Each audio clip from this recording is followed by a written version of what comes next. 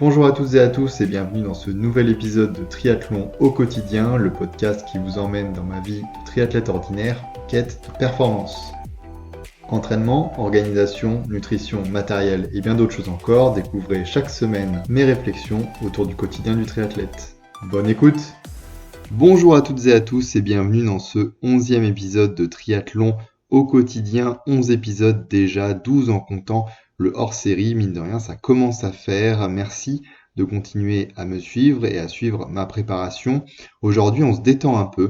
On met un peu de côté cette préparation et on parle de vacances et plus particulièrement de ski. Comment peut-on intégrer quelques jours, voire une semaine de ski au cours d'une préparation? C'est la question du jour et c'est la question auquel j'ai dû répondre il y a maintenant 3 semaines où je suis moi-même parti au ski avec des amis et où j'ai tenté de maintenir une certaine forme.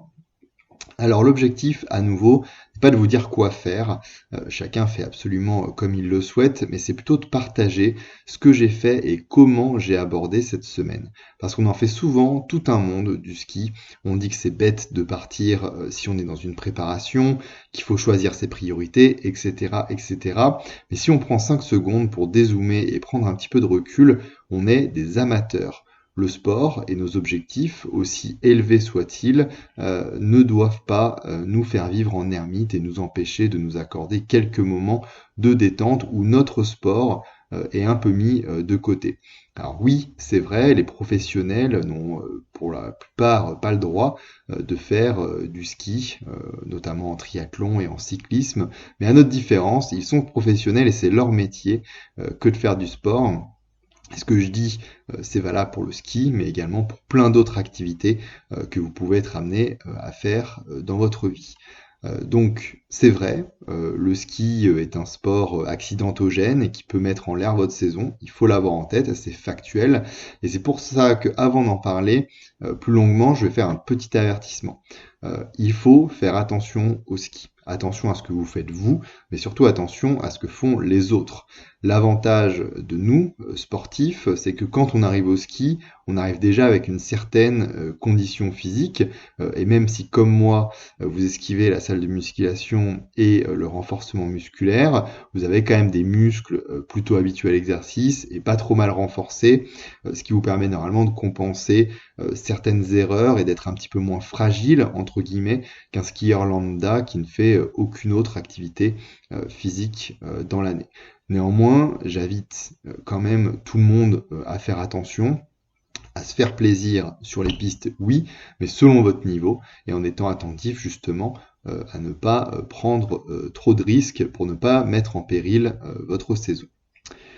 Alors maintenant, la fameuse question, est-ce que c'est possible d'intégrer une semaine de ski dans sa préparation? Évidemment, si je fais cet épisode, c'est que la réponse est oui. Je l'ai donc fait pour ma part du 9 au 16 mars dernier, où j'étais avec des amis à la montagne. Alors première remarque, c'était une semaine qui était prévue de longue date, comme souvent pour le ski, puisqu'on doit s'y prendre un peu à l'avance pour les réservations.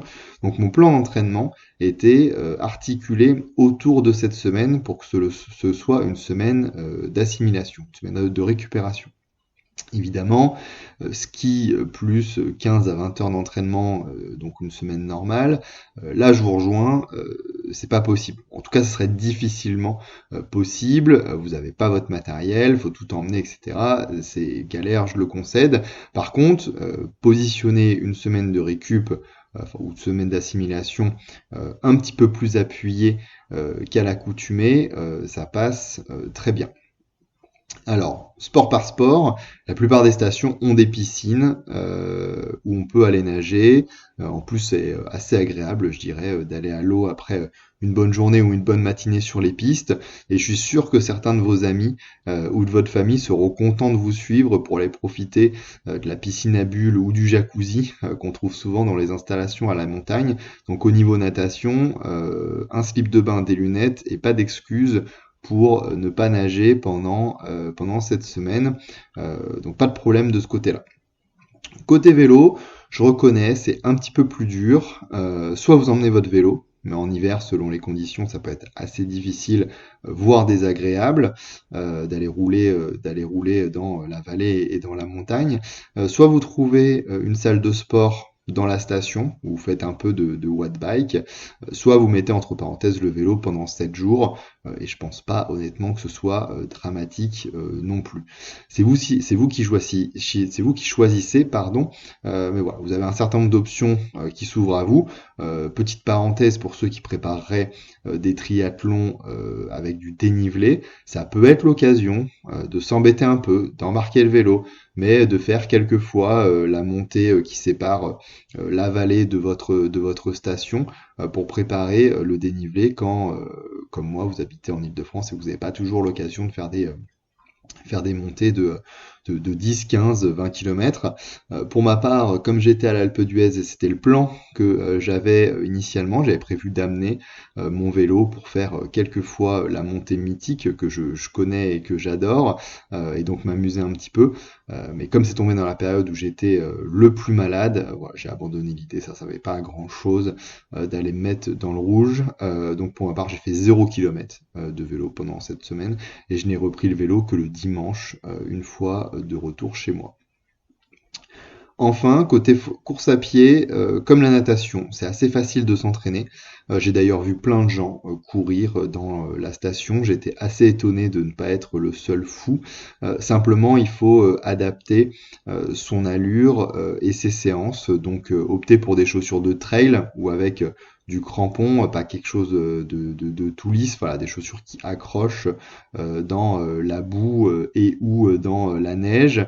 Vous pouvez repérer les parcours de randonnée qui sont conseillés dans la station. Et donc quand je parle d'adapter ces séances, c'est principalement parce que, vous allez être en altitude et donc potentiellement handicapé au niveau cardio-respiratoire. 2, si vous envoyez des grosses sorties de ski la journée, vous allez quand même travailler sur de la fatigue musculaire, donc faites un petit peu attention à ce niveau-là. 3, que probablement vous allez avoir un petit peu de dénivelé dans la station, et que 4, courir dans la neige ou sur de la neige en fonction de si elle est plus ou moins tassée, plus ou moins gelée, c'est pas les mêmes appuis, et donc vous allez automatiquement aller moins vite, vous avez un peu l'impression de courir dans du sable. Donc clairement c'est une semaine où il faut pas regarder l'allure sur la montre et prendre la course à pied en mode plaisir. Donc clairement pour moi il n'y a absolument aucun problème à vous entraîner tout en profitant du ski et de l'après-ski avec votre famille et vos amis, à condition d'avoir un petit peu anticipé. Mais si vous faites du triathlon et que vous entraînez beaucoup, l'anticipation ça doit vous parler. J'ai parlé d'une semaine d'assimilation un petit peu plus appuyée. Effectivement je pense que vous ferez moins que ce que vous faites en semaine de repos ou d'assimilation quand vous êtes chez vous.